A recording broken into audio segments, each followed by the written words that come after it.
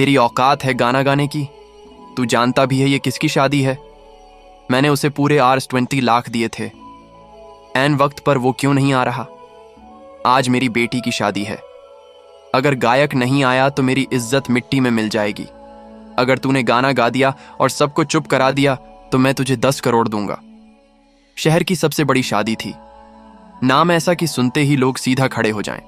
राघव सिंघानिया, करोड़ों का कारोबार, अखबारों में फोटो, और आज उसकी बेटी की शादी। 5 सितारा रिसोर्ट रोशनी से नहाया हुआ था। झूमर ऐसे चमक रहे थे जैसे आसमान नीचे उतर आया हो। हर टेबल पर गोल्डन प्लेट्स, विदेशी फूलों की खुशबू, लाइव कुकिंग काउंटर और बीच में विशाल स्टेज। पीछे LED स्क्रीन पर दुल्हन दूल्हे की स्लो मोशन क्लिप्स चल रही थी। लेकिन उस सारी चमक के बीच एक चीज गायब थी। आवाज जिस मशहूर गायक को राघव सिंघानिया ने करोड़ों देकर बुक किया था, वह ऐन वक्त पर नहीं आया। न कॉल उठी, न मैनेजर मिला। सिर्फ एक ठंडा सा message, sorry could make it. Raghav का चेहरा तमतमा रहा था। मैंने पूरा पैसा दिया था। वह दांत पीसते हुए बोला, पूरा? इवेंट मैनेजर पसीने में डूबा खड़ा था। सर, हम कोशिश कर रहे हैं। कोशिश से मेरी इज्जत वापस आ जाएगी। राघव गर्जा मेहमान आपस में कानाफूसी करने लगे। इतनी बड़ी शादी और गायक गायब। अरे सिंघानिया का फंक्शन भी फेल हो सकता है। स्टेज खाली था, लाइट्स जल रही थीं। माइक तैयार था पर कोई गाने वाला नहीं। उसी हॉल के एक कोने में खाने की कतार के पास एक लड़का चुपचाप खड़ा था। उम्र करीब 15 साल। फटा हुआ कुर्ता, रंग उड़ा हुआ पायजामा, चप्पल की एक पट्टी टूटी हुई जिसे उसने धागे से बांध रखा था। वह मेहमान नहीं था, वह स्टाफ भी नहीं था। असल में किसी ने उसे नोटिस ही नहीं किया था। वह बस खाना खा रहा था, धीरे धीरे, जैसे डर हो कि कोई देख न ले। उसका नाम था आरव। प्लेट में साधारण दाल चावल थे, लेकिन उसके लिए वह किसी दावत से कम नहीं थे। 2 दिन से ठीक से कुछ नहीं खाया था। आरव के कानों में शोर नहीं जा रहा था। वह शोर नहीं, खालीपन सुन रहा था।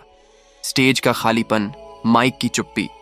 उसने आसपास लोगों की बातें सुनी। गायक नहीं आया, इतना पैसा डूब गया।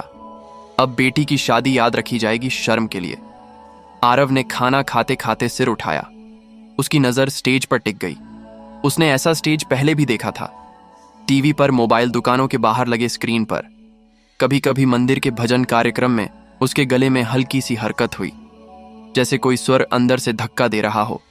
उसकी मां कहा करती थी, तू जब गाता है ना तो लगता है भूख भी चुप हो जाती है।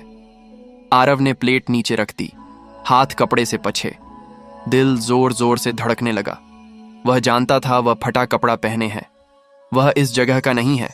वह करोड़पति के सामने खड़ा होने लायक नहीं है।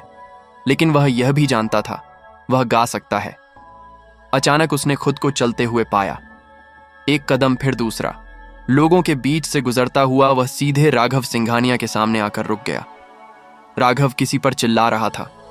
तभी एक धीमी लेकिन साफ आवाज बीच में आई, साहब, अगर आप चाहें तो मैं गा दूं।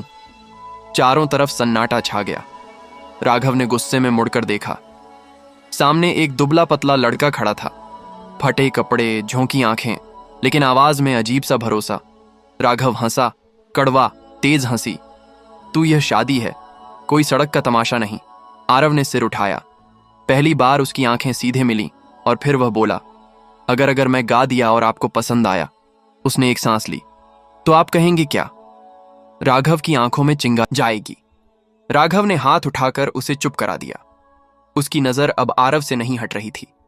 सुन, राघव ने कहा, अगर तू फेल हुआ ना तो लोग कहेंगे सिंघानिया ने अपनी बेटी की शादी सर्कस बना दी। आरव ने सिर हिलाया। समझता हूं साहब, डरेगा नहीं।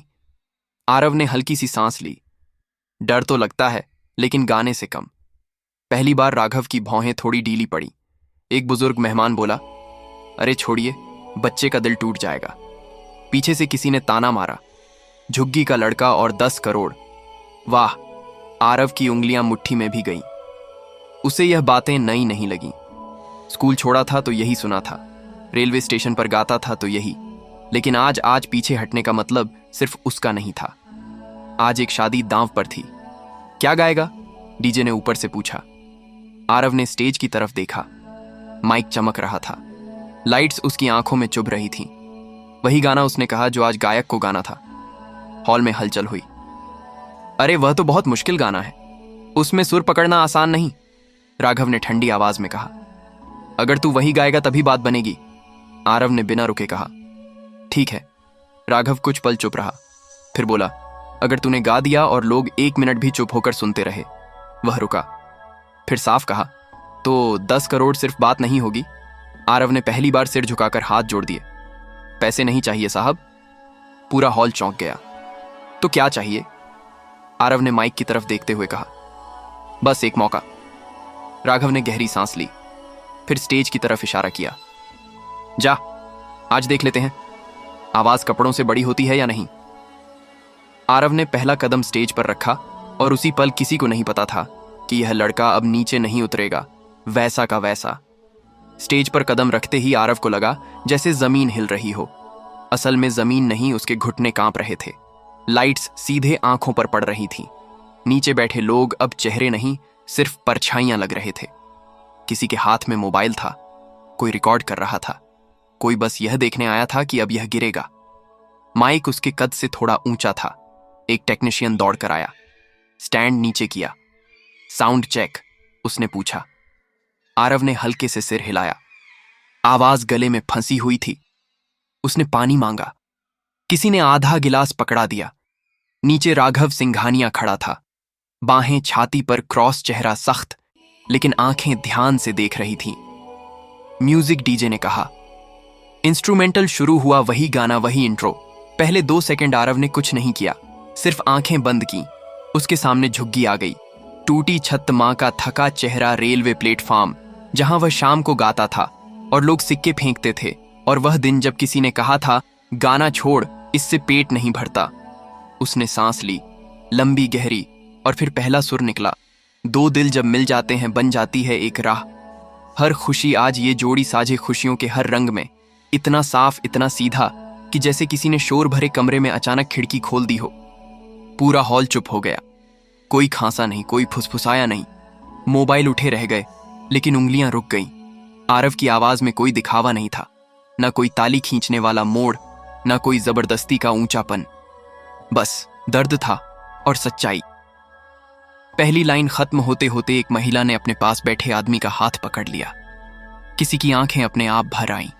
राघव की भौहें जो अब तक तनी थीं, धीरे धीरे डीली पड़ने लगीं। दूसरी लाइन में आरव की आवाज खुली, जैसे डर पीछे छूट गया हो। सुर अब कांप नहीं रहे थे। अब वह गा नहीं रहा था, जी रहा था। पीछे बैठे एक लोकल म्यूजिशियन ने बुदबुदाकर कहा, यह बच्चा सीखा हुआ नहीं है, यह भुगता हुआ है। कोरस आया, वही मुश्किल हिस्सा जहां असली गायक अक्सर तालियों के लिए जोर लगाता था। आरव ने वहां आवाज नहीं बढ़ाई, उसने उसे थाम लिया, और वही बात लोगों को चुभ गई, सीधे दिल में। एक आदमी जो अब तक खाने में बिजी था, थाली नीचे रख दी। अगले वीडियो के लिए पार्ट 2 देखें और हमारे चैनल को लाइक, सब्सक्राइब जरूर करें। धन्यवाद।